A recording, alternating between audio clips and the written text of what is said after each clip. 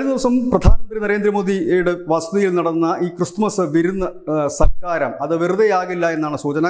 ഈ സൽക്കാരത്തിലൂടെ BJP ലക്ഷ്യമിടുന്നത് കേരളം തന്നെയാണ് എന്ന് തന്നെ പുറത്തുവരുന്ന വിവരങ്ങൾ.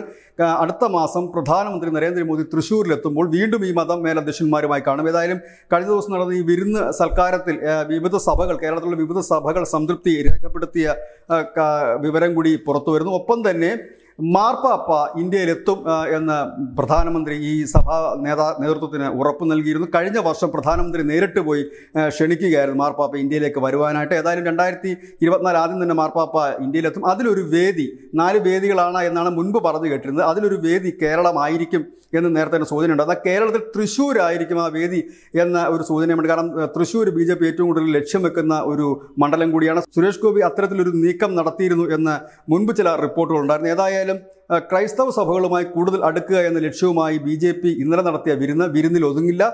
വീണ്ടും അനവധി കൂടിക്കാഴ്ചകളുണ്ടാകും, പല വിഷയങ്ങളെക്കുറിച്ചും ഉള്ള ചർച്ചകളും ഉണ്ടാകും. ഏതായാലും മാർപ്പാപ്പ വരുന്നതിന് കേരളത്തിലെ സഭാ നേതൃത്വം വലിയ സന്തോഷത്തോടു കൂടിയാണ് ആ വാർത്ത ശ്രമിച്ചത്. കാരണം അവരുടെ കാലങ്ങളായിട്ടുള്ള ആവശ്യമായിരുന്നു മാർപ്പാപ്പ ഇന്ത്യയിലേക്ക് എത്തുക എന്നുള്ളത്.